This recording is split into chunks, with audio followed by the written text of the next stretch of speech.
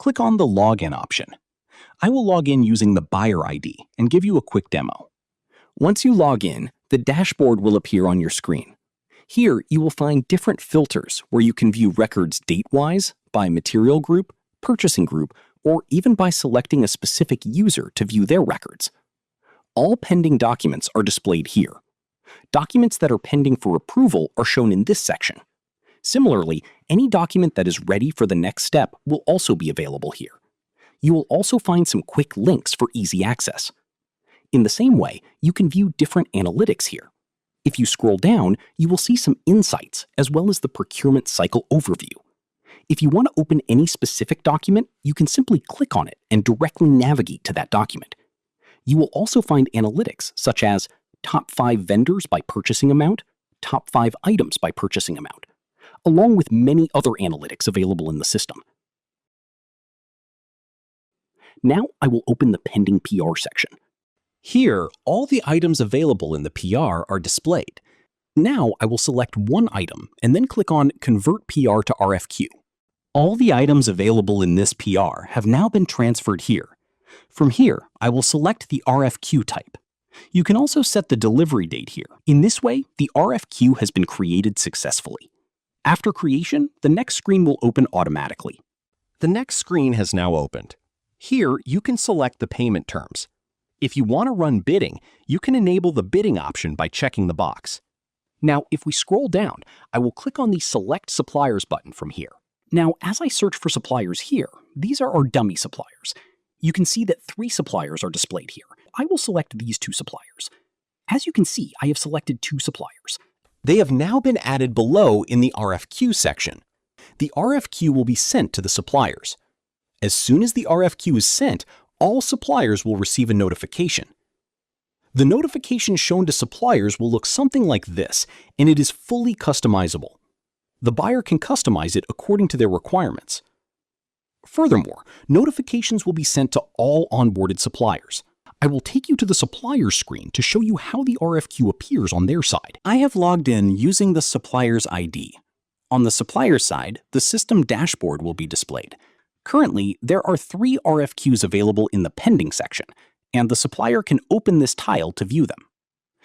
Now, let's open one RFQ. Here, the details are displayed in the header section. After filling in all the required details, the supplier will also be able to see the last quoted rate for that item, which they had submitted previously, and click on the Submit to Buyer button. In the same way, all suppliers will submit their quotations. Once the quotations are submitted, the buyer will also receive a notification. Now, I am logging in again using the buyer's ID.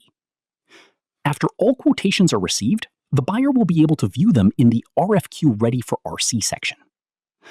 Another important transparency feature is that quotations are not visible to the buyer before the deadline. Only after the closing date has passed will the quotations become visible to the buyer.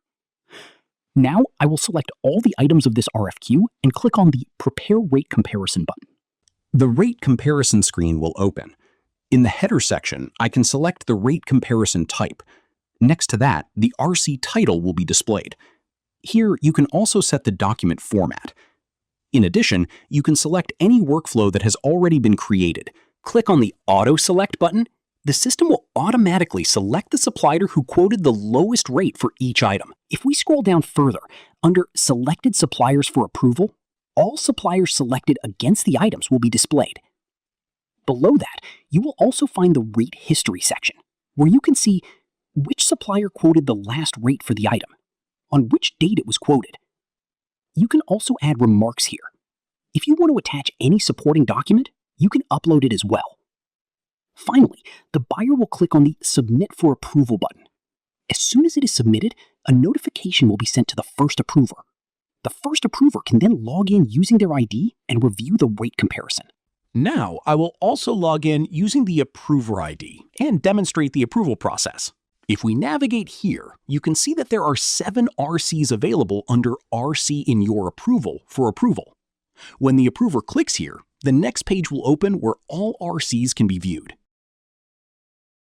If the approver wants to give bulk approval, they can select all RCs and click on Process Summary. As soon as they click, the summary of all selected RCs will be displayed, where the approver can take the required decision. The approver can approve or decline the RC, and if they want to communicate regarding this document, they can also send messages from here. In the same way, all approvers will submit their decisions. Once all approvals are completed, the RC will become ready for PO creation.